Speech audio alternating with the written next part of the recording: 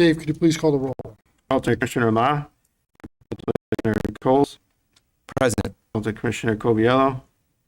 Alternate Commissioner Caird. Here. Commissioner Gold. Here. Present. Commissioner Santager. Chair Saul. Chair Hammersley.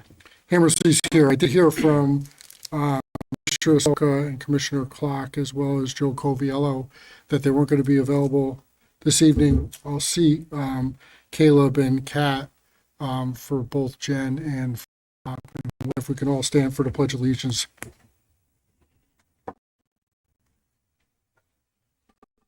Of the United States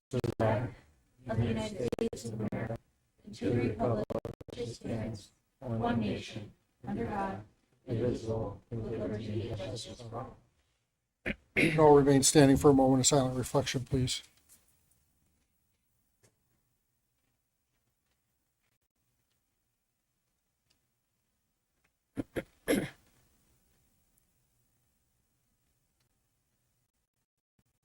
Thank you.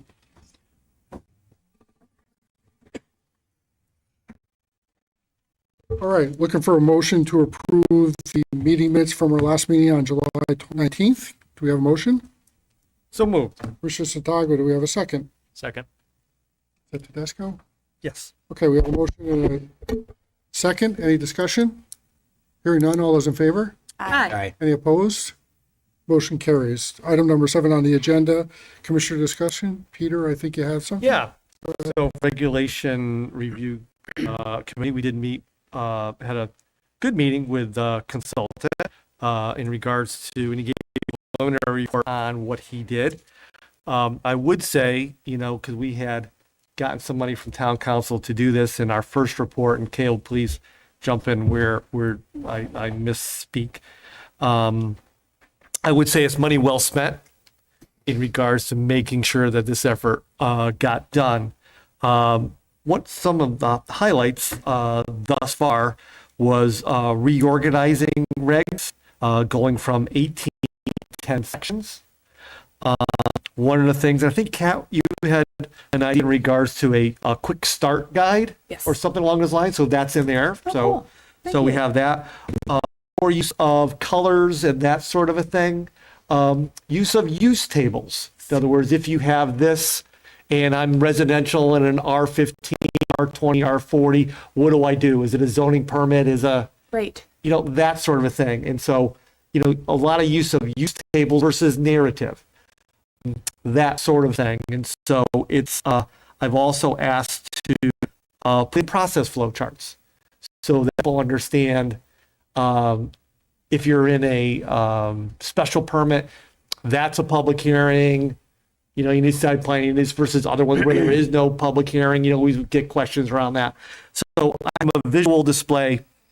They're doing a nice job. And the other thing that they had to do was to note other things that they saw. And there are a lot of things that they saw. It's 70 years-ish of regulations all in the same way. And so there are things such as, and we all see it, regulations in definitions versus it just, excuse me, just being a definition. You don't do that. There is redundancy. There is some outdated stuff. And so he's making notations along the way for all the things so that we can indeed plan what's our next step to move forward. It's pretty extensive as it be for anything that's paper, essentially. And it just adds on, as we know, to the end of whatever happens. But I think it shows, and we'll see it next time, that just because someone comes to us, as is their right to request a change in regulation, we don't have to write it the exact way the applicant wants it. We can indeed be more judicious with it and hopefully be able to find other instances where this impacts. So we're finding, well, this says this in this section, but if you look at this section, there's a word there that may not be this equivalent. They're finding, it's ambiguous for things, which puts us at a disadvantage. And so highlighting all those things, I think, really sets us up for a better product moving forward. And so I think that's good. I think, Dave, you kind of experience things like that every day going through it. I know Mary Ellen does. So I think we have a target for him before the commission. We're targeting right now the 2nd of September. Right now, holding him to it if he's not exactly ready. We said don't rush for our behalf.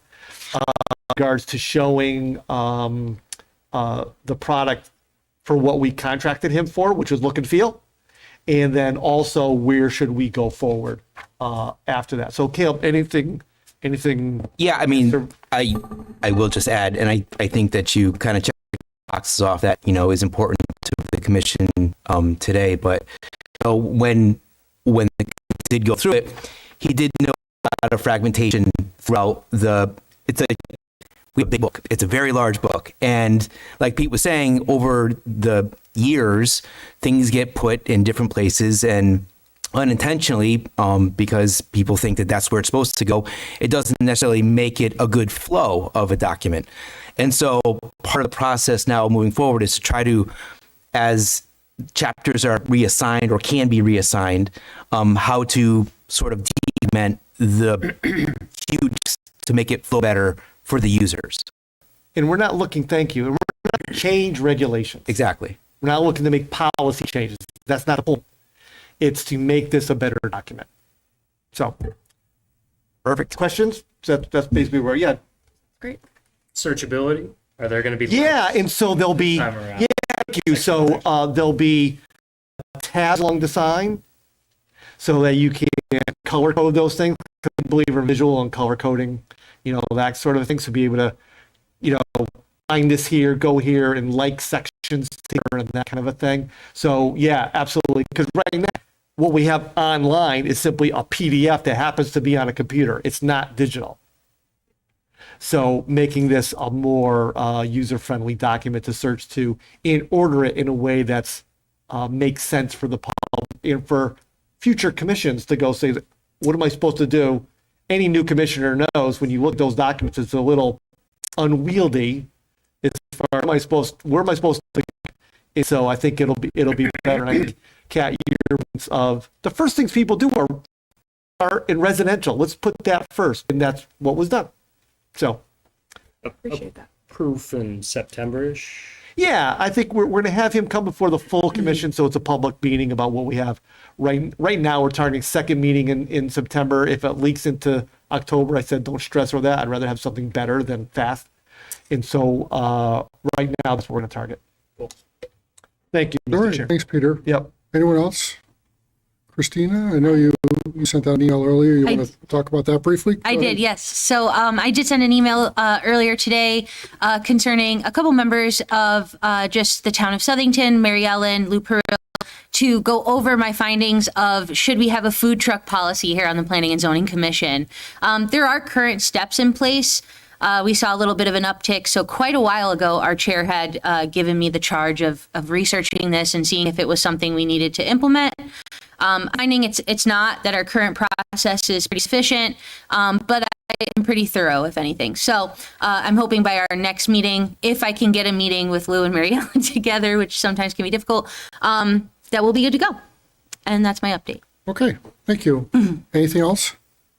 I'll just remind the commission, because I know I did this at the tail end, but since we have some members of the public here, that just real quickly, over summer, please review the affordable housing plan. Yeah. I plan on revisiting that sometime in September time frame, hopefully, depending on what our agenda looks like, just to get an idea of what types of suggestions, recommendations you might be looking to pursue and trying to engage us a little bit in that rather than have it be a report that sits on the shelf. But with that, we'll move into the public hearing. But before I move into the public hearing, I got to read my little blurb here.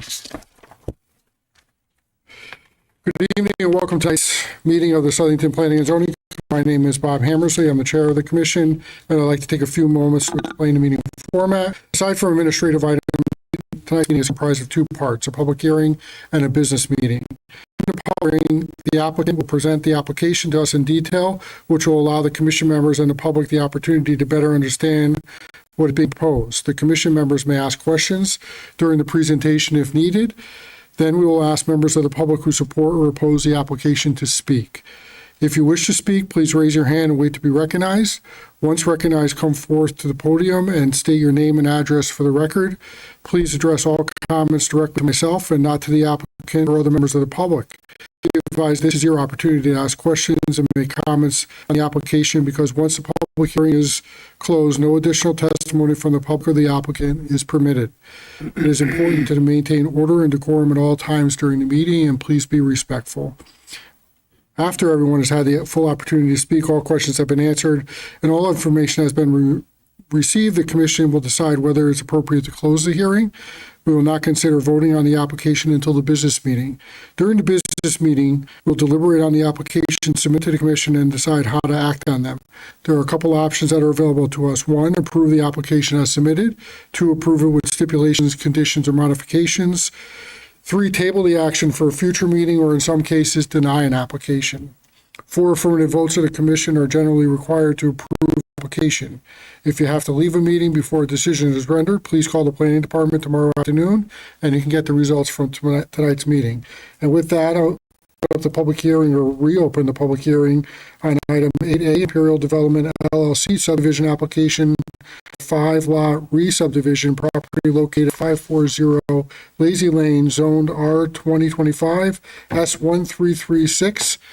This public hearing was open at our last meeting, I believe, and was tabled to get some additional information, which I think we all have received. We're looking, if you recall, for some information on a court case that Sev had brought to our attention regarding the sidewalk issue. We received that information from our attorney over the last month. I hope you all have had a chance to look at that. And with that, go ahead and show us what you got. I think there was some revisions that you made, so I'm interested in talking about that. Good evening, Mr. Chairman, Commission members. Sever Bovino, planner, Cratchit Jones, represented the applicant. This property is at the corner of Lazy Lane and Curtis Street. It's 5-lot subdivision. The only thing left was the sidewalk issue at the last meeting. Also, there was a question by Jim Crapone regarding a drainage easement. We provided that drainage easement as shown on all the maps. That was the only thing left. If you have any questions at this time, we'll answer. So, Seth, just for starters, we've had a couple different plans that have been submitted to us, right? The latest one appears on the public record to be a site plan subdivision revised as received on August 12, 2022. Is that the subdivision plan that we're looking at right now is the most recent one? The latest email that I sent Jim Crapone and DC Dave on it. Today is the 16, yes.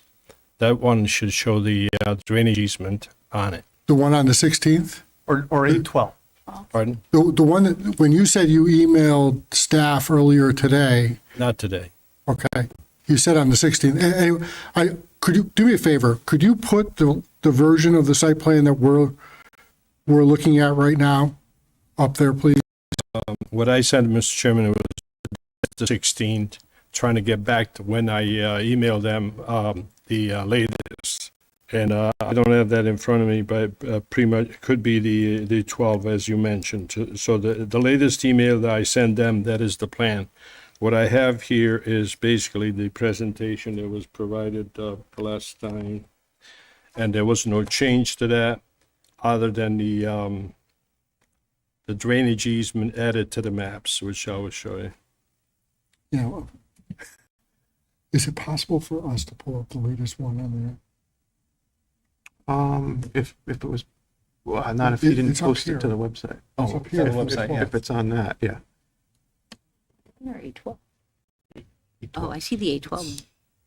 Can you hit those lights, Jim, please? Thank you. Look at the date. Okay, so, For orientation purpose, this is Lazy Lane, this is Curtis Street. Yep.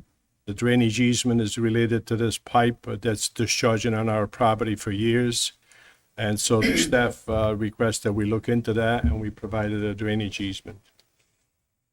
okay, there was another conversation that occurred regarding a couple lots that you had separated that were designated as not for development at this time. Those from the map. So now, instead of it being 7 lots where you're only looking for 5 lots, it's now just 5 lots. Those other 2 lots were folded in to the Other current. land of.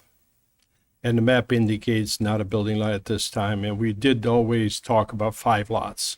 The only reason I was showing the other lots, and I labeled them not a building lot, was just for planning purposes, because the owner wants to come back at some time, and she wanted me to have them on the map, so we don't have to redo them. And I think that a couple members of town staff, the town attorney, the assessor, Mary Ellen, thought that that was confusing.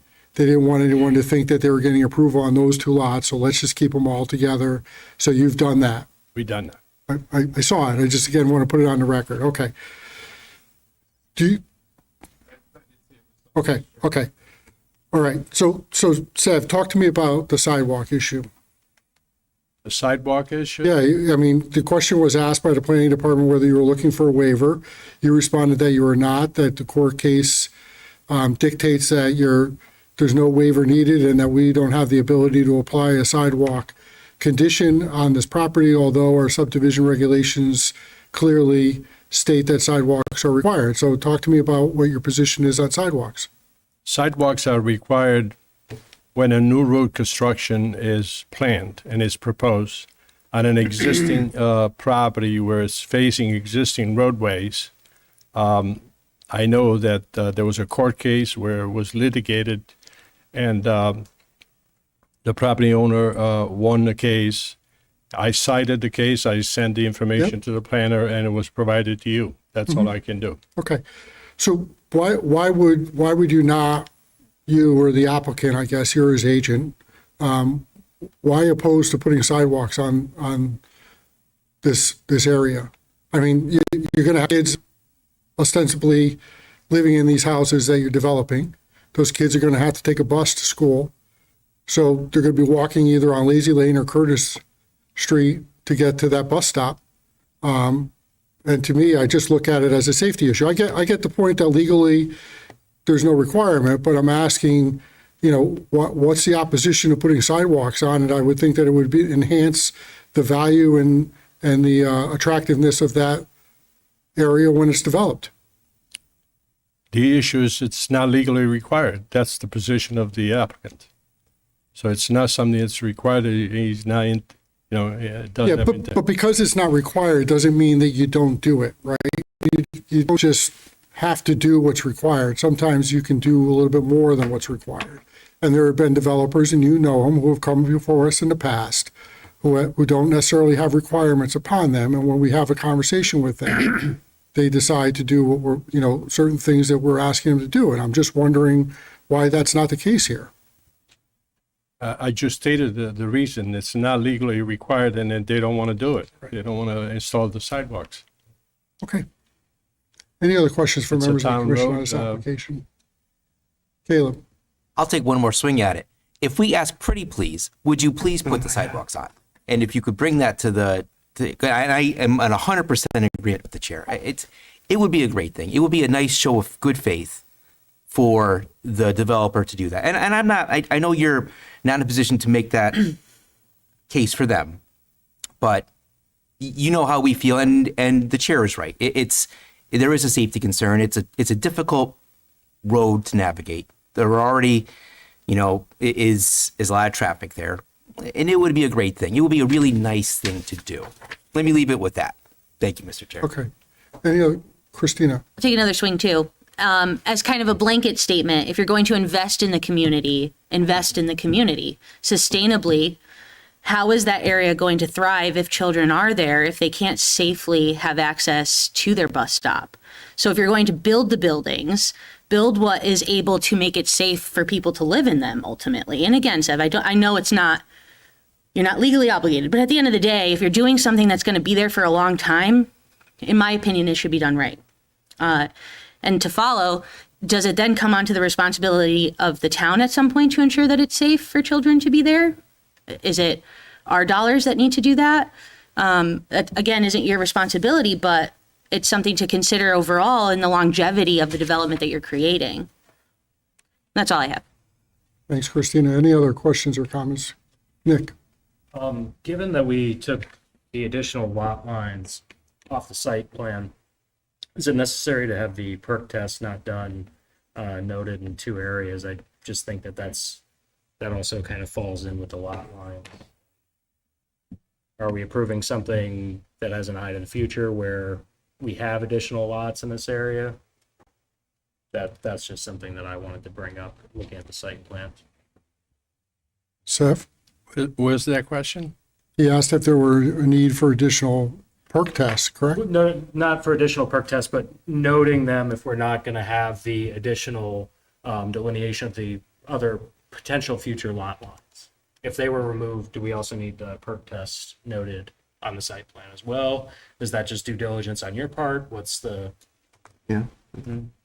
We did the test pits. We have a soil report provided in the file for all 7 lots. We did not do the perk tests on those 2 because we did not intend to call them building lots.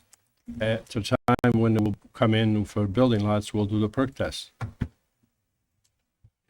Mr. Chairman, Go ahead, Dave. typically, you could have, 10 perk tests on one lot. It doesn't, there are requirements for an X amount, but it wouldn't necessarily affect the number of lots. In this case, the more the better, actually. So you can kind of put a fine point on not just the system, but the reserve as well.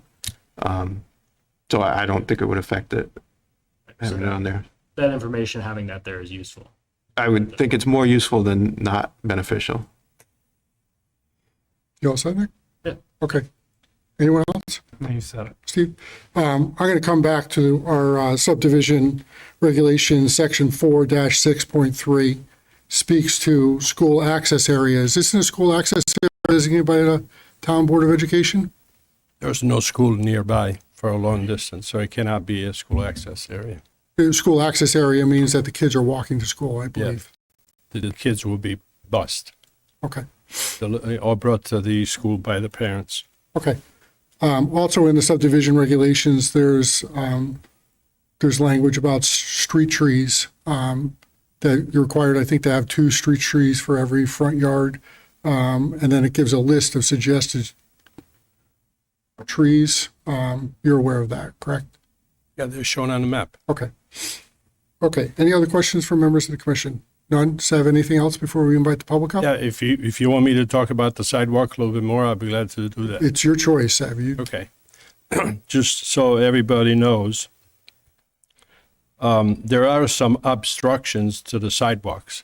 In this area here, there's wetlands, and the grade slopes downward toward the wetland area. So it's not an easy construction. You would have to do quite a bit of fill and change the grade to reverse toward the road. As a matter of fact, Jim Grappone requests that we remove these boulders. They're here, and those boulders are there for safety so people don't run off into the slope. And then in this area here, we have a ditch, a deep ditch, probably 6 foot deep, where sidewalks cannot be constructed. So there's other reasons for the construction of sidewalks or not construction. But from a legal standpoint, the point is by the courts is that this is a town road. If the town felt that, and it's zoned for residential for a single family lot, if the town felt that this was an unsafe area, that the town should be building the sidewalks. That was the position. That was considered an off-site improvement. okay. So at section 4-6.3 C speaks to pre-existing obstructions, which I think is what you just cited as a possible reason why the commission can cite for relief from the sidewalk requirement. That's if I was applying for a waiver. But you're not applying for a waiver. That's You're just saying we don't need to do it, so we're not going to do it.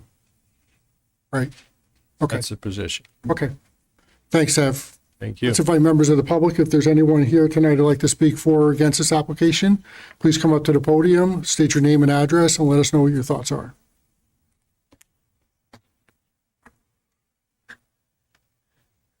Going twice. Sev, anything else? Any objection to closing the public hearing on this one? Staff objection? Any problems? No? Okay. Close hearing on that one, on AB, Bright Inc., special permit application to build ground-mounted solar array of 50 panels located at 124 Andrews Street, SP 665. Mr. Dio. Do you have anything to put up here, or?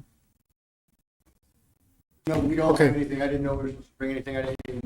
I just have want it to turn here, the it's lights on if you don't have anything, that's all. Fine. Go ahead.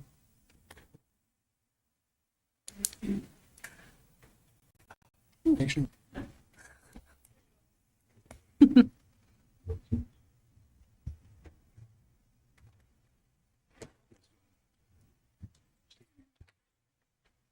Gary Isaacs. I'm from 5A Street, Auburn, Mass. Bright Planet Solar, representing Mr. Riccio. Thank you. Jason Goodwin, 5A Street, Bright Planet Solar.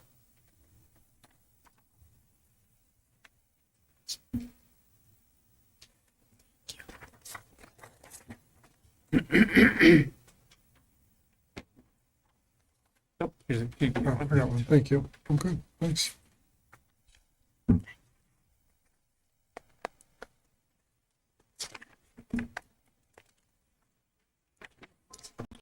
I got Mike Riccio, 124 Andrew Street. I am the I'm the homeowner, I guess. So and if you guys want them to make a presentation, How you want to go about it, Mike, is completely up to you. So- okay, go ahead. You guys go ahead. All right. So we're gonna try to build a 50 panel array at Mr. Riccio's house. We have a 220-foot trench involved. We've moved the array back beyond the front of the house. There is a stream in the front of the house, but that is not going to be in effect whatsoever of where we build this array. Not sure if anybody has any questions of how it's built or anything of that nature. Let's let you go through your presentation. If that's the extent of it, then we'll open up. Yeah, to pretty questions. much. That's the extent of it. It's a Okay. 50 panel array he'd like to have built at his house to save some Mike, power. anything you want to add before we open up the questions here? So we had originally looked at putting our roof. Our roof faces east and west, and the array on the roof would have been 84 panels, and it was really excessive. In the back of our house, we have a span in our living room that it was questionable engineering wise if it could hold the weight of that. And we're trying to do our part here and going green, I guess. And so then we have a piece of land that was added onto the property several years ago, and it was a perfect spot for solar array, and we were able to reduce the number of panels by 34 plus or minus panels because it faces directly south. It was an area many years ago that was a field where we actually had horses and other animals in there. And over the years, we had planted a buffer thinking that the subdivision to the north was going to be a lot more houses than it currently is. And we planted some evergreen trees there, which we removed for the solar system. And those were removed about 2 or 3 weeks ago in preparation for all of this. We did have, I did speak to the neighbor directly behind me, which is why I passed that out to you, Rick Wasserback, who could not be here tonight. Rick and I had a conversation. He was worried about seeing the array from his house. And that's, if you look on there, the blue star is approximately where his house is. And the arrow would be his line of sight. And I have no intention. There's one tree that would sit right next to the panel that wouldn't be a plus or minus to him either way. That one last tree may come down. We're waiting for the installation to take place. Other than that, I have no intention of cutting any trees in his line of sight. There's a lot of mature trees. I did measure the entire buffer, 9% of the buffer on my land. When they put the subdivision back in the 80s, 90s on Whitesale Drive, a lot of the homes weren't 100% clear cut, but for well and septic and all that. So that buffer that you see there, that's all in brown, is plus or minus 75. It's all in my land. It's very mature woods. I don't have any intention of going in there and cutting any of that. Rick was worried that I might cut more trees to get more sun on the solar array, and the guy behind me haven't told me that's even necessary, and we have no intent of doing that. We're facing directly south. So, yeah. And so the green, before I even spoke to Rick, the green dots I was just random evergreen trees, because in the fall, obviously, when foliage is down, there's more to see. So we are going to probably do 8 or 10 in that area. And then you see on the other side, heading towards the street, I was going to do a couple there. And then the red line that goes in front of the panel, I intend to do privet. I don't know if you know what privet is. It's just a green hedge. You see them, a lot of beach communities are perfectly meticulously shaped. Yeah, yep. So I was going to do that actually just to pretty it up for you're really going to have to stretch to see this solar array from anywhere. Just for the record, I did, yeah, it's pretty hidden. I did the solar, I'm sorry, I did the subdivision to the north, which is 4 or 5 lots, something like that. And we went out of our way to make sure those houses were placed in the woods, and there's buffer everywhere. So I'm not about, I only cut these trees because I was putting in solar, and I cut a couple trees last year to get sunlight on my pool, and I'm not a tree cutter, so, per se. So. The tree lover. And I will do a couple, Georgia Forstner's here. She is a neighbor at the end of Whitesale. I'll do a couple, and I can go over that with her when we're there. I might, if she's okay, put a couple trees on her land just to buffer her view, but you're going to be hard pressed to see this thing. I know it's large. We have 2 living units at our house, which is why the demand is so high.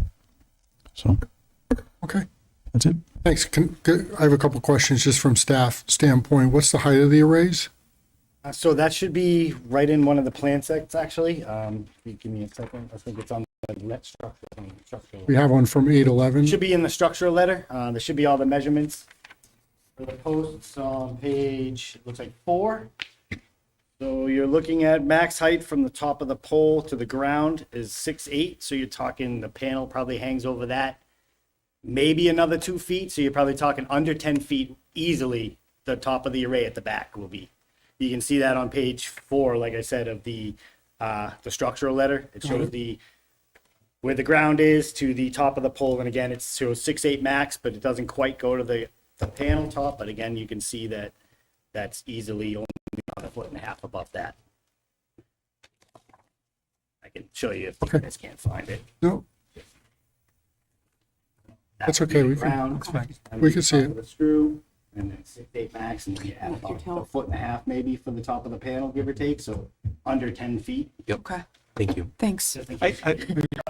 Thank you. Thanks. So, and one final comment. And Mike, I think you're aware of this, that these plans are going to need to be stamped by a licensed professional engineer. So they actually are. We sent them in this morning. Okay, let's have one person talk at a time. So the plan set and the structural letter are both stamped Okay, that you guys have received. okay. The one question that I noticed you guys had was about having the ground screws stamped by an engineer. They are not actually engineered, they are manufactured. So basically what the letter states is there's a pull test involved with these. With that pull test, we give all that information to the engineer, and then we also get a post-install letter on the ground mount stating that everything that was said to you has been actually installed correctly to the specs. Okay. I'll turn to our town engineer to my left here and ask him if he's comfortable with that. Well, that's what was said, is that it requires an engineer stamp on it, so you just said that you will provide it to the engineer. No, so not for so this would come at the end of the install is what I'm saying, for the post-install letter. So basically, because the stamps are manufactured, they're not engineered. What the engineer does is they require a pull test, as you can see from page 1, ground mount foundation, ground screws designed by others. And then it just explains the pull test for the screws as we screw them in, how much pressure it takes to pull them out of the ground. We send all that information in along with everything else. They do their review, and then they basically tell us, and they give us the post-install letter, the engineer stamp at the final for the ground screw and the way that it was installed. So just so you understand that our engineer is here to protect the town of Southington, right? So. Oh, yeah, no, completely. Let me finish up. I don't think it would be unreasonable or unexpected to all to expect that a condition be placed on this approval, should we move forward with it, that the town engineering department is satisfied with the plans that they have before anything is finalized. Correct. All right? Yeah. I'm just explaining what he was requesting is easier to get it after after install, because it basically states that the ground screws were installed correctly, as opposed to we really can't get one before because they're installed. So they have to have the pull test to get the engineer to approve the design or the install, I should say. So, Jason, right? Yes. I work with engineers. Okay, and I'm going to tell you, just as personality-wise, with all due respect, right? They're very particular about the way they want things done. Right. So you just need to work with them to make sure it's done to the satisfaction of our town engineer. No problem. All right? No problem. I'm speculating, of course. We haven't gotten there yet, but Yep. I'm just saying that it would not be unreasonable to put that stipulation on this, should we approve it. We're fine with that. Okay. Okay. Anything else before we open up to members of the public? No? Okay. Thanks, guys. With that, if there's anyone who'd like, oh, I'm sorry, any other commission members have any questions to the applicant? Caleb? I just have a quick question, and this is a general knowledge kind of question. So with such a large array, is it going back to the grid, or is it stored in the, because you have a big array, is it stored on the premises with batteries, or is it? There are no batteries involved with his project, so it basically goes right back to the grid and then to his electric bill. Thank you. Cool. Good luck. You all set, Caleb? Yeah, that was my question. Peter? So, Mike, what's your square foot of your house? Just under 5,000, I think. And so there's 75 units for that. So is that going to just? I'm just curious for edification. It's more of an educational thing. So, by going 75 panels of that takes care of 50 panels. So 50 panels takes care of your energy. So that takes care of Takes care of the whole house. takes care of the whole house. Yep. Wow. There's Yourself a customer. Oh, you're honest to God. I don't have 5,000 square feet. I'm not Mr. Kid. Wow. There's a lot of, we use a lot of electricity. I don't know. No, I know. My wife's Italian. She has like 5 refrigerators. Oh, I know. She has 3 stoves. I know. No, I know how it is. No, I just use the pool. Well, The look, pool house is all heated and that. air conditioned all year round. Yeah. You know, I'm just trying to- a section of the house that has electric heat only. Oh, so you have multiple heat source. Yep. Because the house itself doesn't have southern exposure doing Right. this off-site. Yeah, that whole thing. Yeah. So just trying to, because we're going to get more of these, because we Yep. just did the solar array regulation like a year or so ago. We haven't had many of these. So for us being educated when people come to us, it's just more of a, Yeah, I mean, I think it's cool stuff. We're not. I don't know if we need to come before you, but we're putting them on all of our properties. Okay. Solar. Most 99% of them will be on the roof. So right. And you don't have solar on your roof now. You were done, and then this is. it was just overburdensome on the roof. That many panels was just. If I showed it to you, it was ugly, and the engineering of the roof couldn't handle it. So you get a smaller footprint with the array versus the house Oh yeah, itself. we're not fully a third, but we're probably 25% less. Wow. Yeah. Cool. Yeah. And I appreciate. I'm sorry. We really went out of the way to hide this thing. We Yeah. could have put it anywhere, Yeah. or chose to put it anywhere, and we wanted to hide it. Right. So And I appreciate, I'm sure other members of the commission appreciate you reaching out to the neighbors, because we Sure. always ask that. And so being proactive with that and actually coming up with a drawing and something, so that's very appreciated. yep. Thank you. Yeah. My- I got it. Any other questions? One- Nick? Okay. Mr. Riccio, what would, you mentioned you're considering taking like one other tree out. What's the distance on that tree from the array or the proposed array? It's basically, you see where the array is? Yeah. You see that green dot next to it? Yeah, and is that an existing evergreen tree? No, anything that's green there is proposed. Okay. So it would be out of the tree line that's delineated here. It's out of the tree line. The reason I think that needs to come down is I think in a good wind, it's going to fall on the brand new array. So Yeah. it's that close. It's literally touching it. It totally makes sense. Not sure why my tree guy didn't take it down, but Yeah, I'm just asking what a reasonable distance would be if we were to stipulate maintaining a tree line, what distance from the array? well, I talked to Mr. Wasserback and I said that I don't have any problem stipulating in the line of sight from his house. 10 feet into my property line, I don't have any problem stipulating that I won't cut any trees with 10 feet. I mean, I have a 75-foot buffer. That's a lot. I don't think he has any buffer, so. It's considerable. It's a lot of, Agree with you there. I have a lot of trees. Okay, yeah, I didn't know how heavily wooded this area was, but Oh, it's pretty massive. yeah, Yep. yeah, I Yep. think we're good there. Yeah, it's a forest. You all set, Nick? Yeah. Kat? Just one more question for the sake of, tilt of this array. It looks like you want to hide it as much as physically possible, but for the sake of your neighbors, it looks like it's going to impact you more than your neighbors, but the reflection on a ground array during the daytime, we've thought about that, right? Looks like it's going to hit you more than anybody, though. It's only going to hit me. Yeah. Okay. It's only going to Just hit in me. case. I mean, it'll head in the They get bright. south direction, but I own the house next door, so All right. So it's only you. it's only me. Just want it on record. That's okay. Thank you. Yeah, thank you. That's very true. It's going to hit my mother-in-law because she lives on that side of the house. And All right. She's gonna be wearing sunglasses in the kitchen. Okay. If the privet doesn't Any other stop, questions then for it's members of the fine. commission? Best revenge, Jake. I'm all set. Okay. Thank you. All right, we'll open up to members of the public. Mike, if you could take a seat, if anyone has anything, we might bring you back up here. Members of the public, if there's anyone who wishes to speak on this application, please come up to the podium. Yep, come on up. Just start with your name and address so we get that, please, and share your thoughts. Hi, thank you. My name is Steve Pullman. I live at 105 Andrews Street. I own and have lived there since 1997. And the one nice thing about this property is that it's just in the country. I do have some questions, and I've got a couple of concerns that I'd like to pose. One of the questions, and maybe it's because of my ignorance, but is there any possibility of adverse exposure to water supply in the event something breaks? The residents around the area have wells, so that's a legitimate concern I have. And again, I'm not familiar with solar, so it could be a dumb question, but I know that now's the time to ask. The other thing too is I have this map.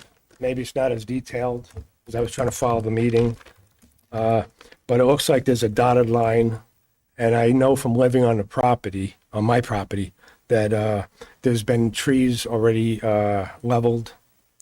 So it looks like that's where the solar farm is going to be going.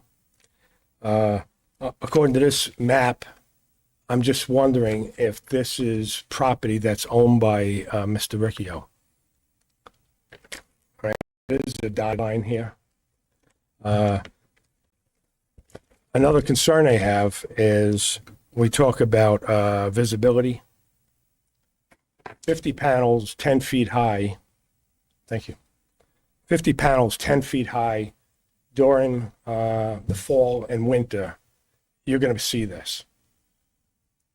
Unless you have a significant amount of tall bushes in front of it. So you have the visibility, you have the reflection. So I kind of beg to differ. I don't believe that it's just them that's going to see this. I was wondering if a fence could be put up or some really tall bushes so that we don't have to see this. I'm all for green, and I applaud him for doing, to go green. But I'm just a little concerned about the visibility.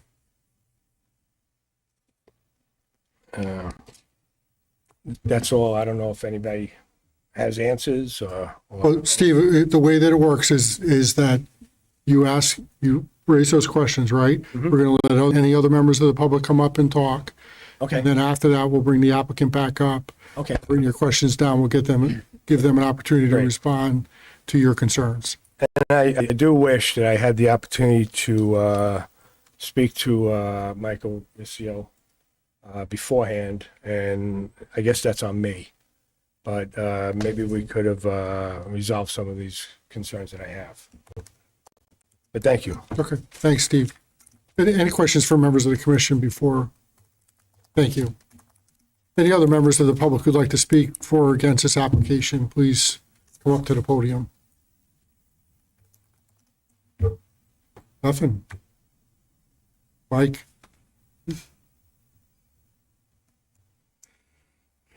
You were there. You heard Mr. Pullman's questions. You want to? Yep, I'll let these guys answer the question on the well. So about the well, there's really nothing that would be able to go into the water. It's just the ground screws. The trench is only 18 to 24 inches deep, like any electrical trench, with some conduit and some wires running through it. There's no liquid or anything like that involved. The equipment's all basically plastic and metals. It's all biodegradable. They last about 25 plus years for the equipment anyways, if not longer. So the water, when it comes to that, there's really no issues. On his concerns with the neighbors, I will bring up some cities actually require that beforehand that you send out like 27 letters or whatever the neighbors are to all of the neighborhood. I know you guys said you haven't done many ground mounts to see how the neighbors come, and that way they also know about the meeting like this gentleman tonight, so they can come and voice their opinions. So that's one way that can be involved. We do require that. Oh, okay. So yeah, so They did that. Yep. Oh, then we did all that. Yep. So and then other than that, I can't answer for his property in the winter time, unfortunately. But I will say the fence is a requirement that some cities have as well, and the planting is a very common requirement by cities to block the view, so to speak, and with evergreens, obviously, so they, in the wintertime, there is green. That's also a requirement that a lot of cities do for ground mounts as well. Okay. Anything to add, Mike? The only thing I'll add is that as I stated earlier, I've gone out of my way to make sure that it's going to be very hard to see this thing. I'm not a fan of fences. I don't want to put up any fences. I'm happy to put the privet. I actually stated that on the record. Privet's it's green year round. It's a much better looking, and I can control the height of it. If I put up a fence and it gets, it's too high, too low, once it's up, it's up. But the privet is a much more controllable height thing that, again, I don't think you're going to have to go out of your way to see this array. If you're going to have to be looking for it. So. Okay. Thank you. Any questions from members of the commission? Commissioner Volpe? Yeah, so I'm looking at the map that you gave us here, Mr. Riccio, and but the one that I see on the GIS here indicates that there might be like a driveway over here. Does that kind of block the view? And again, I will note for the record too that I think over here it indicates 73 feet from the furthest part of your parcel on here, so it'll be pretty far back on your property. Is that correct? It's correct. It's a little bit shielded by the barn. This is all asphalt over here. Yeah, that's I Goes think from the what I'm front of talking the about. house all the way over to that red line. Do cars park there on a regular basis? Depends on who's home, but occasionally, yeah. We don't, on Christmas, we go all the way down, but regularly we have 3 or 4 cars. Yeah, and I think like from the distance from the street, can you typically see behind your garage there? If you're standing on Andrew Street, I mean, if you drive over there now, it's obvious because it's just clear cut, but Yeah. no, not really. We have the zone is 80 feet, Dave, requirement, For what, a setback? setback, 60 for. 60 feet. Yeah. We're 200 and I think we're 200 and we're 3 or 4 times, no, we're 4 times the zone requirement off the road. So if my house were 60 feet off the road, these could be just back of front of my house. We're 240, 260 feet off the road. I think what I'm trying to get at is it seems to me that you already have some obstructions on the property where if you were standing on Andrew Street, you including what you're mentioning with putting, shrubbery or fancy shrubbery around it, Yep. that you're really not going to be able to see it too much. Now, I don't know if that mitigates any kind of glare, like if you're driving down the street and all of a sudden, you got something in the eye, but it doesn't sound like that's really going to happen No, either. it's too far away. But believe me, if you drive there now, you can see where it was clear cut. I take pride in what our yard looks like. The grass is a little dead right now, but Aren't all of ours. we're going to be putting in some buffers to this thing. Sounds good to me. Thank you, Mr. Chair. Thank you. Okay. Any other questions from members of the commission? There's a note here about the water department. Dave, you want to speak to that, just so we get it in the public hearing record? I'd have to call it up. I don't have it in front of me. We didn't have any outstanding issues. I know that. Well, talks about pending water approval and easement is needed. Oh, no, that's for Queen Street, Oh, 919. okay, I'm sorry. Okay, never mind then. Approval. We're good. You all set? Any other members of the public who'd like to speak on this application before we entertain closing the public hearing? Steve, were your questions, concerns answered adequately? Okay.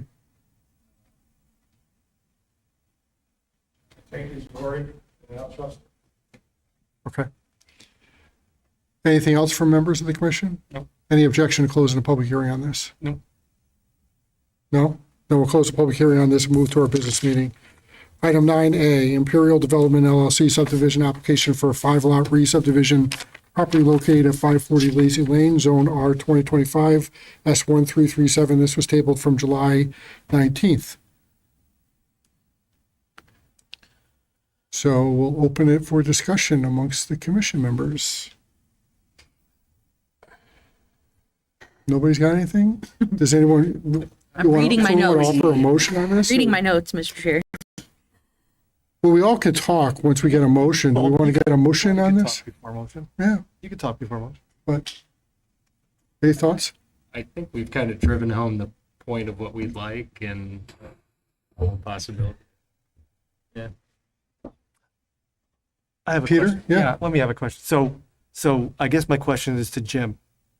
So Jim, applicant during public hearing talked about outside of legal things, some structural things regarding sidewalks. So I'm assuming you're in agreement with that assessment that there are places there that would make it difficult for sidewalks to be there. Take the legal thing away, which I understand. But from a structural standpoint, are you in agreement there in regards to that? Is that a fair assessment? Yes, that would be the area where the crossing is. I'm sure they have to go to wetlands or get a approval on that to fill that and level it off just to put a sidewalk. And then on Lazy Lane, there's some swales that were installed along there too, so that would be problematic. Okay, so as much as I think all of us have feelings about that, structurally, it seems to be a tough spot, regardless. Yeah, in some areas, yes. All right, thanks, Jim. If I may. Nick, go ahead. And it's located on the eastern or western side of Lazy Lane, because I noticed on Notting Road, I think it's Millicone, there are sidewalks. Mhm. So is it on the eastern or western side of Lazy Lane, or is it kind of sporadic along Lazy Lane where there would be issues with the sidewalk? Well, with this particular subdivision, it would be on, I call it the south side, East, southeast. southeast.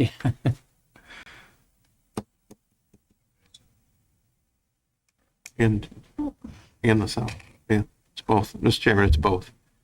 There's wetlands on the L of the property. On each street frontage, there's wetlands. They did get wetland approval already. You all set, Nick, for now? Yep. Christina? So, correct me if I'm wrong, Jim, but something was brought up earlier that like there's boulders there, those are going to be removed. So that's already been agreed upon, or is that something that we need to mention tonight? The town and the state normally does not like an obstruction within the town right of way, and these boulders are within the town's right of way. We view it as a liability. So we want, if the property owner wants to have them on the private property side, that's fine, but they're in the town's right of way, and that's why we came up with the comment. Okay, thank you. You all set? Kat? Yes? No? I just don't understand. So let me go back to something that Peter brought up and something that I brought up when we were in the public hearing, right? That there is a regulation, part of our subdivision regulation is allow by 2/3 vote a sidewalk waiver. Although the applicant is not asking for that, it's up to us on whether we want to grant it under that section of the regulation, which talks about pre-existing obstructions, which I think was mentioned as that they are throughout the property where sidewalks would be placed.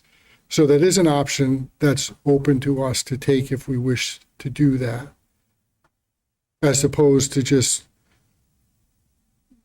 well, let me put it this way. Can I ask That aside, it kind of doesn't matter because the state statute is what it is, right? The state statute trumps our own regulations. I can sit here and talk for an hour about the failures of our Hartford government, which I take very seriously, right? That there are failures there, and their inability, unwillingness, or whatever it might be to address the ability of a town to regulate its own self is on them.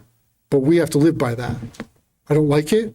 If you're not aware of that, I'm saying it right now. I don't like it. I wouldn't otherwise do it, but because of what they've done in Hartford, we have no choice. So, Steve.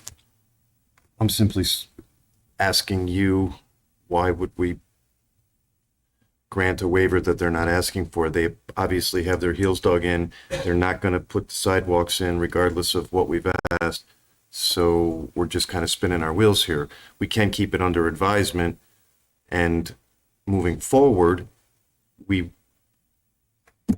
will remember this. I think that it gives us from my perspective, if I can answer your question, it gives us the ability to adhere to our regulations without necessarily ceding to the state statute that requires us to not provide for that requirement on this particular application. But we don't have to take it. Like I said, it doesn't matter, because at the end, you're right. At the end of the day, we still have to approve it. If we approve it with no sidewalk requirement on it. Peter. I think from my perspective, in hearing everybody talk, we'd like to have sidewalks there. Now, why I asked the question I asked was outside of the legal parameters, which I get, because if we go to court, we lose, is if somebody asked, instead of citing the legal precedent, if they had come with a sidewalk waiver, they would have cited all the things that we just talked about. And we would be having a robust discussion regarding feasibility of all that and got into those discussions. So for me, I'd rather go the other way, Mr. Chair, and say, well, outside of that discussion, they're citing legal precedent, and so because of legal precedent, that's how it is. Versus, I think Steve's point is well taken. Why do a motion when it's not part of what the application asked for? So I'd rather not be in search of a problem, a solution search of a problem. I would just vote on this on its merits and what is presented, citing what we cite rather than the other way for that. So that's kind of how I'm viewing this thing, knowing full well we'd appreciate sidewalks. And I think the discussion from yourself and from the rest of the commission regarding the sidewalks, clearly we see our preference there. Quite honestly, I had wished that applicant had asked for a waiver and cited the various material impediments to that rather than bring up a legal case. Because then we'd have a discussion on our stuff, and it would be, I think, a kinder discussion than what we're having, just in moving forward. But with that, given the discussion, I don't have a problem with the subdivision per se. I think all our discussions are around the sidewalk thing, not regarding whether or not somebody wants to subdivide their property that the family's had for years and now they want to do what they want to do with the property. So given that, I'll make a motion to approve S number 1336. Okay, we have a motion. Do we have a second? Second. Is that you, Nick? Oh, Caleb? Any further discussion from members of the commission? I think Peter raises a good point that this is, I would have preferred that it be the application come with a request for a waiver under that section of our subdivision regulations than the way that it was presented to us. I think, and in the context of that, they certainly could have brought up the legal issue as a sort of a backdrop to it. The applicants can do whatever the applicants want to do, and with that, we'll ask for a roll call, please. Commissioner Tedesco? Yes. Commissioner Volpe? Yes. Commissioner Woloski? Yes. Commissioner Carey? Yes. Commissioner Coles? Yes. Commissioner Santiago? Yes. And Chair Hammersley. No. Motion passes to 1. Item 9B, Lewis Realty LLC site plan application for an expansion of kitchen cabinet outlet to provide more showroom space for cabinets, countertops, preparation and storage from 6,000 square feet to 12,000 square feet. Property located at 919 Queen Street in a B zone, SPR 1786.1. This has been tabled a number of times. I think that we've gotten responses to the staff questions. And Sev, why don't you go ahead and present your plan to us?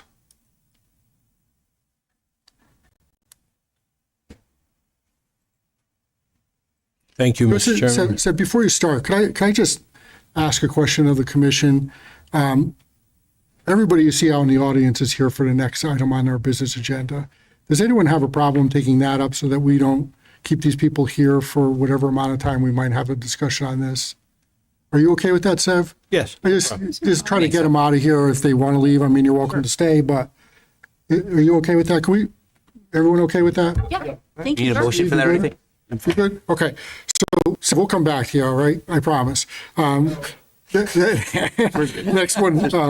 9C, Bright Panel Solar, Inc., special permit application to build a ground-mounted solar array of 50 panels, property located at 124 Andrew Street, zoned in RA, SPU 665. Do we have any discussion on this or motion? I'll make a motion to approve it with the stipulation that they continue to work with engineering on the things that we talked about, like the ground screws, and any sort of visibility issues with planning department, right? Concerns about that, just to make sure that we're in step with some of the things that were put on the public record tonight to ensure that those things get handled. So I approve it. Okay, we have a motion. Do we have a second? Second. We have a motion and a second. Any discussion? Peter? Just, I appreciate the applicant taking the next step, to speak to neighbors. I know we want to encourage solar, and I wish more applicants would indeed go do that. And I have full confidence that Mr. and especially Mrs. Riccio will make this look very, very nice, and the property will be better for it. And so I think it's a great thing, and hopefully we get more of these type of things in town. And I think certainly the property is big enough to withstand it. So I think great job on that, and hopefully we'll see more of these. Anything else from members of the commission? This was Rob Phillips' swan song, if I remember correctly, the pass of this regulation, and it was designed to provide the opportunity exactly in situations like this where they couldn't put it on the roof either for engineering reasons or because it was blocked. A year ago, I put solar on my house, 32 on top of my roof. It is the best thing that I've ever done in my life. Okay. Ever bill went from $600 a month. Now, base to the bottom, it's now $8.43. So Honestly, yeah. Gotta go. the math is pretty easy for our household, and we all love our solar panels, so there's no more worrying about the electricity. But so I think that this is a great thing as well. So can you call a roll, please? Commissioner Tedesco? Commissioner Volpe? Yes. Commissioner Woloski? Yes. Commissioner Yes. Commissioner Coles? Commissioner Santiago? Yes. Mayor Hammersley. Hammersley, yes. Motion passes 7-0. Thank you.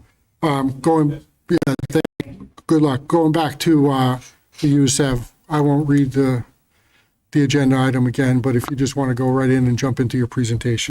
Thank you, Mr. Chairman. Seth Bovino, planner of Kratzer Jones and Associates, representing the applicant. For orientation purpose, this is Queen Street. This is the existing facility on Queen Street. This is the access road going easterly to the camp. Here's the shopping center. TJ Maxx is located here. A High Hop is located in this area here, and there's a Signal at this location here. The property is located in the rear of the current operation in 931 Queen Street. The address of the new property is 919 Queen Street. It is 2.11 acres, zone business. It is served by public water and sewer. The proposal is for a separate building, 12,000 square feet, which will be used for retail, showroom, and some preparation of countertops, with a loading dock in the rear of the building. This site plan was previously approved in 2019. Everything is the same except the building is increased from 6,000 square feet to 12,000 square feet. And the lot coverage is now 13%, where we are allowed up to 25% of lot coverage. There's a small 540 square feet of storage proposed in the back of the property at this location here. Will be fenced and screened.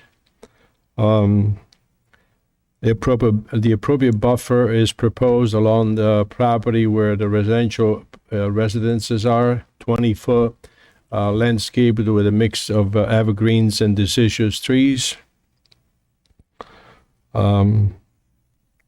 And also, in addition to the buffer, we are proposing a 6-foot light-proof fence along the boundary line. So it's a combination of the trees and the fence.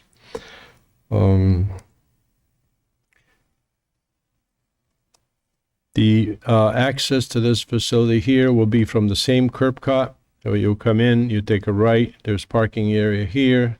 There's currently some parking already here. We're going to expand that. Have additional parking in front of the proposed building. And then toward the rear of the building, this is the access to go to the rear. There's a loading dock, and there's, again, some storage in the dumpster area. The lighting will be full cutoff, LED lighting. The drainage is designed to meet the desired requirement. We received staff comments, adjusted the maps to reflect their concerns, and responded in writing. All the appropriate notes and details are on the plans. We received approval. I know you were waiting for the water department to give you a sense which direction they were going. I sent 2 letters from the water department. One was from the attorney representing the water department.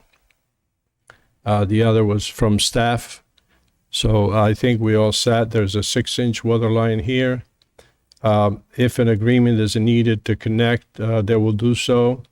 And if the agreement is not achieved, we will go to Queen Street, which is right here. The water line is right in front of our property at that location. We were proposing it here to avoid any disturbance of a state road.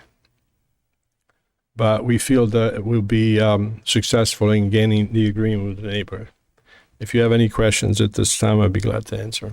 Seth, the fire department, fire marshal's office weighed in, talked about the need for a fire hydrant.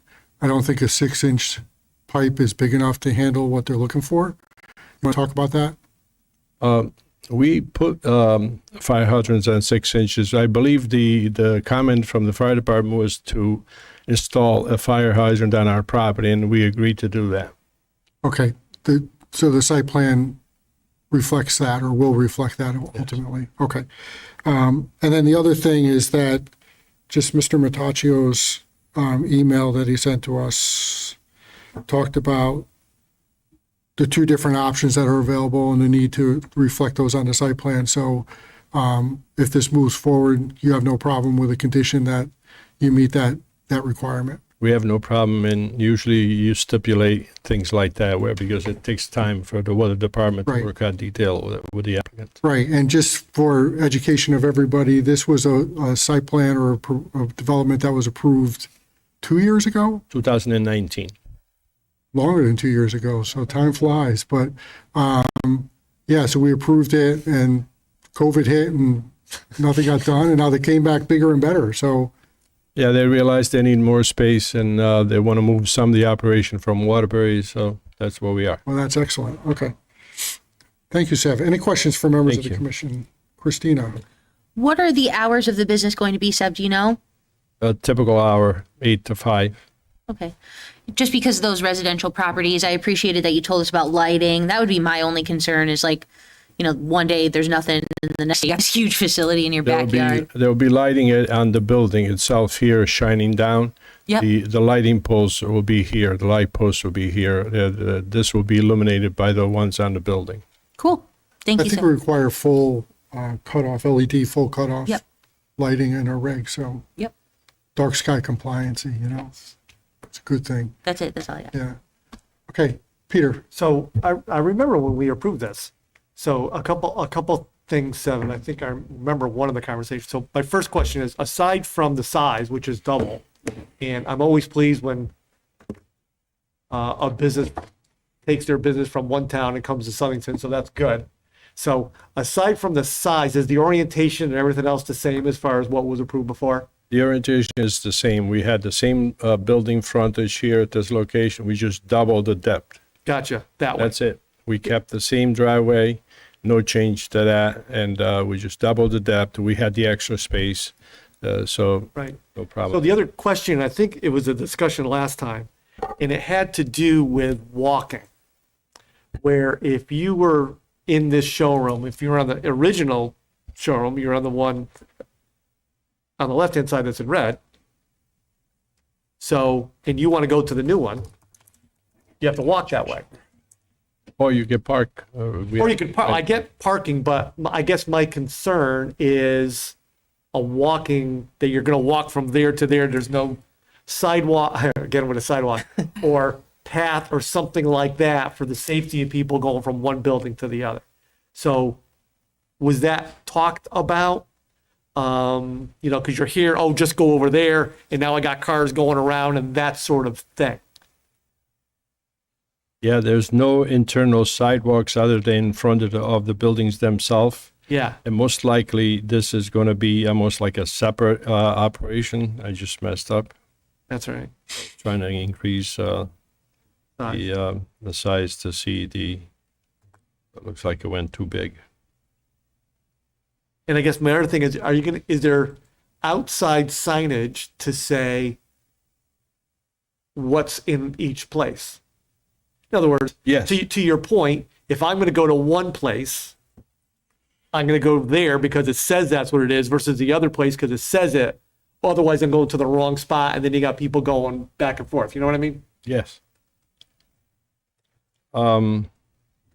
As you can see in the front of the building here, there's a walkway with a handicap access at this Yeah. location. Yeah, Then you have the major driveway heading this way. yeah. So, yeah, it's going to be a separate operation. It's a difficult thing to do to try to connect. Yeah, Assuming you parked at this location here, yeah. Or vice versa, you got to go to the other one. you parked here and use your sidewalk, and now you want to go to the other side. I think the best thing to do would be to travel to that location and park. We conveniently park in front of that building. So it'll tell them to This- go park there. Yeah. This is all pavement, it's all driveway. You're gonna have, we could stripe something from here, from the end of the. Yeah, I think some, Just stripe that. yeah, We could stipulate that we could stripe the area of, to allow the walkers to go to this area. I think something to say this is a walking path. Yeah, You know what I mean? Short, I mean, if you don't want to do sidewalk, I get it. But something to say people should walk over here. if they choose to walk, they could walk in this area here. That's, You know what I mean? yeah. I'm just thinking safety between buildings since it's one business. And the other thing you had talked about on the building, there'll be a sign like, I don't know what they're going to store in each place, but it'll designate this is for, I don't know, countertops. This is for something else. It's Yes. so it'll say that on each building. Yes. So hopefully that'll ease things too. Yes. All right. Thanks. That's all. anyone else? You all set, Steph? I'm all set. Okay, Unless you have any staff. questions. Is this ready for action? Yes, Mr. Chairman. Okay. Any concerns, anything we need to be aware of? No, it sounds like they're going to have to revise the plan. Sev, is it your intention to go to the water board sooner than later, or The intention is to contact the camp, Okay. get the agreement, in which case we all set. We have the water, we have labeled the water line the way they wanted it. And so the plan does not need any changes. Okay. If there's no agreement, we will show the water right here from Queen Street. In that case, we will have to send you a revised site plan. Right now, you were kind enough to show me the the sewer service over here. Yeah. We're gonna run the water line, most likely because there's no room here anymore. Probably we'll have to cut the pavement and run the water line this way through the pavement all the way up. Okay. And we will revise the plan and provide it to you. And signage would be separate. The comment concerning going to both buildings, they'll probably have, there's already an address assigned to the Yes. building, right? Yes. So, Okay. So you all set, Jim? yep. Okay, so we're still looking for a motion on this one. So can we get a motion? Mr. Chair, motion to approve SPR 1842 contingent on water department compliance. Okay, No. Oh, that's a different one. So 86.1. Oh, I'm sorry. It's okay, we jumped around. 1786. 17.1. Thank you. Pardon me, Mr. Chair. Motion to approve SPR 1786.1 contingent on water department compliance. okay. Does that satisfy? Yeah, understand? Seb? Yes. Okay, do we have a second on that? Mr. Chair, So for purposes of a second, I'll second, give me a but second. We're gonna- okay. I'll ask Mr. Tedesco if he would amend his motion to also stipulate adequate striping for a walking path. That's agreeable. So, Okay, so we have a motion and a second, yeah, right? and he amended. I got it, right? Any further discussion on this? Hearing none, can we have a roll call, please? Commissioner Tedesco. Commissioner Volpe. Yes. Commissioner Walowski. Yes. Commissioner Caird. Yes. Commissioner Coles. Yes. Commissioner Santiago. Yes. And Chair Hammerson. Members is a yes, motion passes 7-0. Congratulations.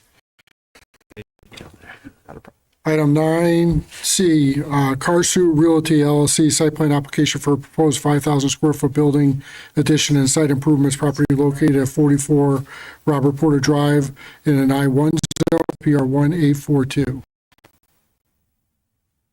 Good evening. Name and address, please.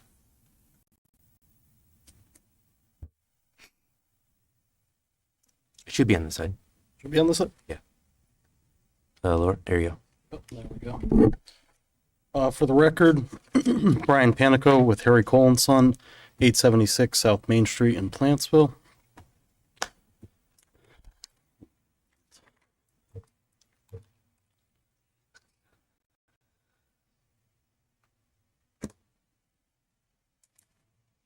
So I am here on behalf of the applicant and owner Carsu Realty, joined here tonight by Carmen, Mr. Boltino, and his son. May recognize this property. There's been quite a few additions that have come before the commission in the past. This is yet another one. This is a I-1 zoned property on Robert Porter Road. The existing building is number 44. And as part of this project, what we are proposing is to actually combine another one of Mr. Voltino's properties, which is number 64, creating one much larger parcel, which would be a total of 3.2 acres, in order for him to continue to expand on his manufacturing building here. Parcel is surrounded by industrial properties, has frontage on Robert Porter Road to the south. And currently, the land is pretty much entirely cleared. There's parking lot for the existing building. There's some parking lot on that adjacent piece that's used for both storage and additional kind of overflow parking. And so that is the location of this proposed additional building. It's just under 5,000 square feet. And the basically what we did was off of the back side of the building, there's a location which works for his storage and warehousing of material, which is much needed at this time. And so they'll cut a hole through the existing building, construct this new addition, and so the two buildings become one. The other component to this, there are two detention basins on site, one directly behind that proposed addition there, and the other in the northeast corner. The detention basin in the northeast corner, which is roughly 10, 15 feet, the top of slope of that to where his trucks have to turn around to back into the loading docks. We're proposing to actually fill that detention basin in and expand the town detention basin in the southeast at the corner to make up for that volume and the volume necessary to still meet Zyro and keep everything, all the storm drainage the same. So in regards to that aspect, in order to make this new proposed amount of impervious surface on the site meet Zyro, we needed about 609 cubic feet more storage in that basin, and with the proposed plan, we're providing to provide 1,340 cubic feet of storage, so kind of double what's necessary to actually improve and enlarge that pond more than it actually needs to be to meet the requirements of Zyro for this portion of the project. The existing pond that will be filled in, all the pipe connections or all the connections, the inflow pipe will receive manholes, and it'll just be piped through the entire site so that that area can then be used for additional necessary storage area and truck circulation and stuff like that for the operations. I believe that there are no outstanding comments. I know that there was at one point a water department concern about some new water lines. This building will not have any new facilities in it. It is 100% just for warehousing, so no additional parking would be required. All of the parking is remaining the same on the site, and no additional water usage or anything like that, as the number of employees, number of bathrooms, number of fixtures is not changing as well. Okay. If there's any questions, I'd be happy to answer. Any questions from members of the commission to the applicant? Peter? So, said a lot of stuff. Yep. So, to oversimplify things, so this is CV Tool, right? Yes. So basically, you want to expand CV Tool because CV Tool needs some space to have storage for material. More storage, yep. More storage for material, and so the addition is not to expand the manufacturing. The addition is for solely warehouse storage of parts and that kind of thing. That is the understanding, correct, yes. Because I think the last time Steve was here and we talked about stuff, he was seeing more businesses, particularly post-COVID, instead of relying on supply chain to give parts, that they're saying, we need to store stuff here because we can't get stuff. Correct. Is that a... I think that that's a fair statement. It's more or less, if you can get the materials that you need, sometimes it's better to stockpile them so you don't run out of them. Yeah, I mean, it goes against just in time, but I think people felt the ills of just in time during COVID, and they kind of, a lot of businesses, I think, particularly small ones, are saying, I'd rather just have the stuff.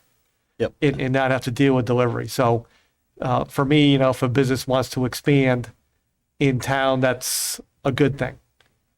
As far as I could see, with that, it doesn't seem like it's a big deal. You say you're coming through an existing building and just adding on to that. Correct. Yep. So the location was chosen. The location on the building was chosen essentially because it's close to those loading docks. Yeah. So they can literally back those trucks up, and then everything's moved internally with forklifts and stuff like that. Perfect. So it's a good location to get through where there's already not machining equipment and other manufacturing equipment in those areas that would create a problem. Right. And coincidentally, if you have inventory storage within the confines of material, now that's off the floor, so maybe you could expand there because you don't have stuff laying around. Yes. Yeah. Absolutely. All right. I'm good. Any other questions for members of the commission? Caleb? Just a little clarification. So are we combining I think you mentioned this. Are we combining 64 and the subject property 40? Yes, correct. So, look on the screen there. Basically, 64 encompassed this area through Yep. here.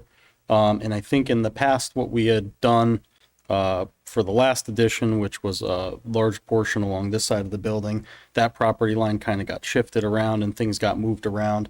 And just with all of these expansions of the building and with business being good, the conversation was had between us and the owner that at this point in time, given the maximum building coverage, probably best to just merge the lots together, create one big lot instead of trying to manipulate that property line yet again to create something, because it would more or less not leave much of a well usable lot. And since this lot is being used currently for the purposes of this building anyway, it made the most sense to combine the two. So my follow-up question to that is then the property at 74 Robert Porter, that's a different operation altogether. Correct. Yep. And I'm just looking at the GIS, and I'm trying to look at how the materials from 74 appear to go spill over onto 64. So I just want to make sure that as there's not going to be a problem with, I mean, I apparently Mr. Votino owns that also, but not, is there going to be an issue? Is there an understanding between the owner of 74 and as we do this expansion onto 64? So there is this property line, this portion of the property here is actually fenced. There is a fence and a gate. It runs right along that property line. So, I guess the old saying, good fences make good neighbors. There you go. So they can't really spill over onto one another. You know what? And that fence answers my question. Okay. Thank you very much. All right. Any other questions from members of the commission? Do we have a motion? Christina? I'll make a motion to approve it. I will put the stipulation in there that they continue to coordinate with the town about the basin. There was a comment in engineering comments about maintenance on the basin. Love that we want to expand that, but let's just ensure that we're going to coordinate. Absolutely. Does that satisfy? Yeah, the town, as part of the ARPA grant, are doing catch basin cleaning and detention basin cleaning. We set it up in different quadrants. We're in quadrant 1. This is not in quadrant 1, but we're going to, when the applicant is ready to go, we'll probably have our guy go in there at the same time and clean out the basin, and it'll be expanded. And we thank you for the coordination. I've seen them do that right in front of my house. They're doing a good job. It's one heck of a job. They do a job. They do. Anyways, we have a motion. Do we have a second on this? Second. Commissioner Santago with a second. Any comments from members of the commission? I'll just say that this part of our town is a great part of our town. I mean, this is the way industrial property should be developed up there. If you have not gone up there, take 15 minutes at some point, go up there, drive around. You'll be surprised at some of the businesses you see up there.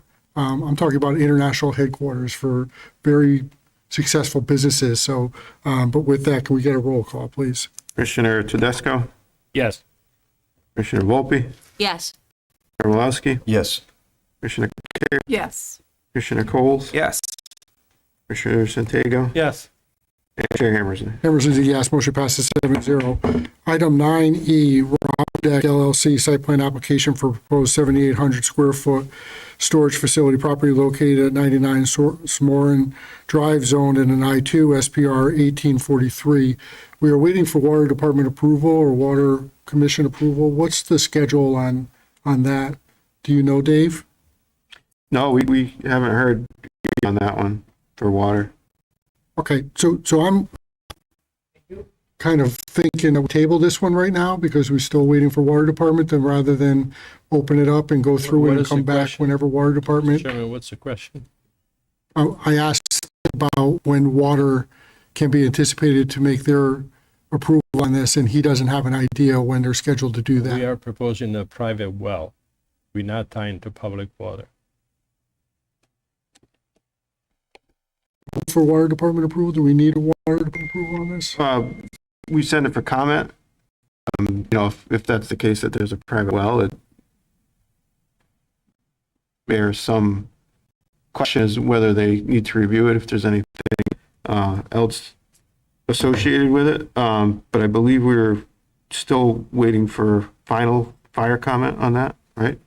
I think the plan was or sprinklers, were offered out. I didn't hear back from the fire marshal on that. If they're going with a well with sprinklers, I'm not sure if there's enough of water supply on that, but We're not proposing sprinklers. I answered the question multiple times. We're going by the rules. The building is exceed 12,000 square feet. We are going by the rules that Leonard from the fire department came forward with, which is not to exceed 2,500 square feet of upholstery furniture or mattresses in the building, and not to exceed 5,000 for vehicle storage, which we're not storing vehicles. And so on the plan, we have a note, and I send it to you at the end of the day, in addition to all the conversation that took place during the day. And Leonard seemed to be concurring with that. As long as we obeying by the building code, that's what's going to be. The building code has specific requirements for when the sprinkler is required.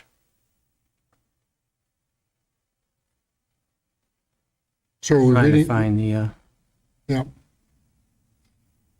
Don't start just yet, Sam. I want to get a ruling on this one.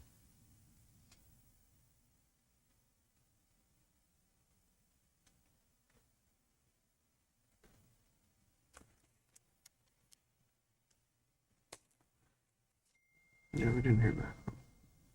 no, I know we didn't hear back from the fire marshal, but I thought that, when did you send that out, Seb? I'm trying to find it. I can't find it. The last letter that you sent out was, The last email I sent was probably 4:30. Just an email to you indicating, and I sent the actual the email with the attachment with the plan showing it. But basically, it shows the note on the plan that the fire marshal had indicated, and I could read it to you.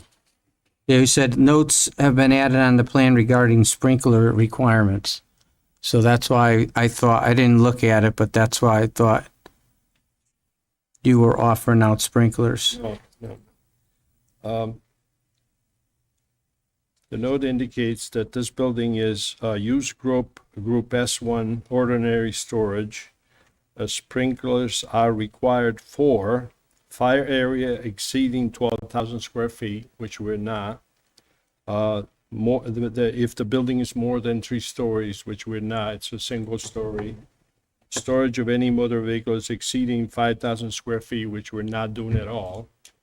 And furniture or mattress exceeding 2,500 square feet. So we placed on the plan, if we exceed this, then the sprinklers are required. But under current proposal, we're not doing that. And we agreeing to stipulate that we're not exceeding those thresholds.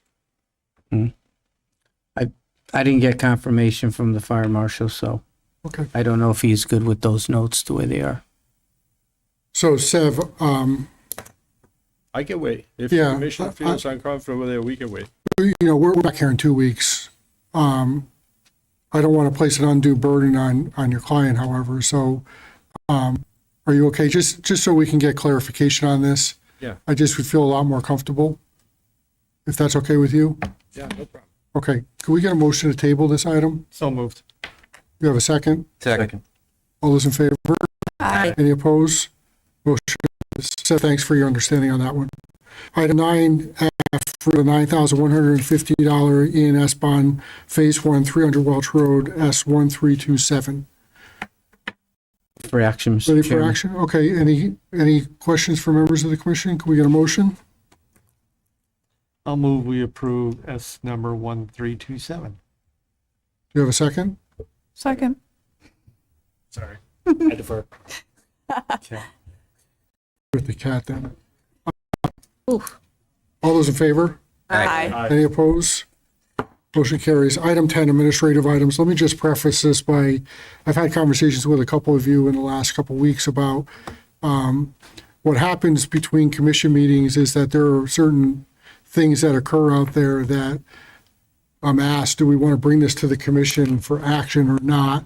They're not really things that rise to a certain level that I think requires commission action. We're going to hear about one in a minute. But this is sort of a standard thing that happens. I did talk to Mary Ellen. I asked her to put these on the agenda. So as every month or every meeting comes around, you all are apprised of things that we've talked about. But with that, Dave, do you want to talk about this one? Or Jim said he'd prefer to do it. no, Jim was in the conversation on this one too, so, but No go ahead, problem. Jim.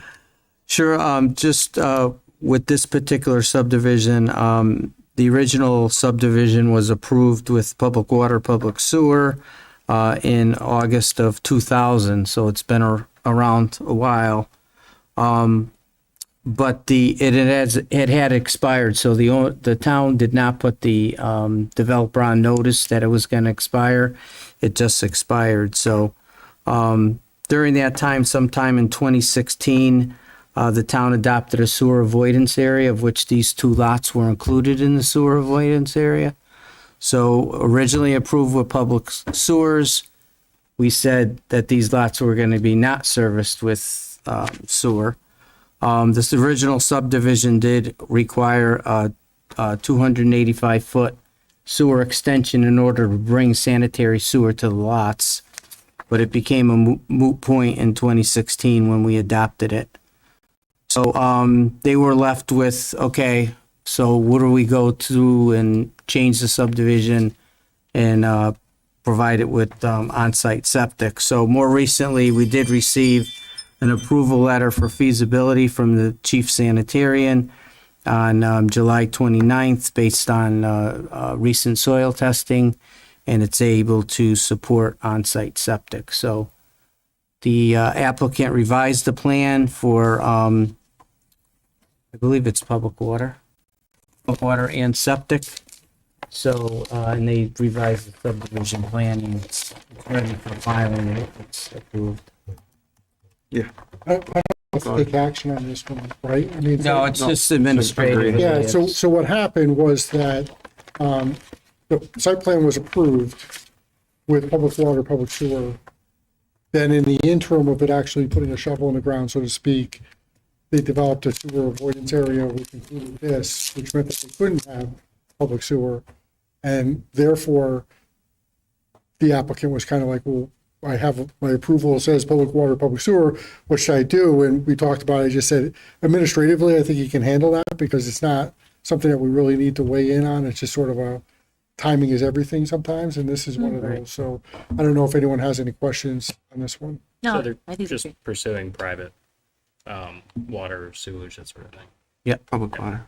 Public It's water. public water is water, available. but septic tanks, so, Okay.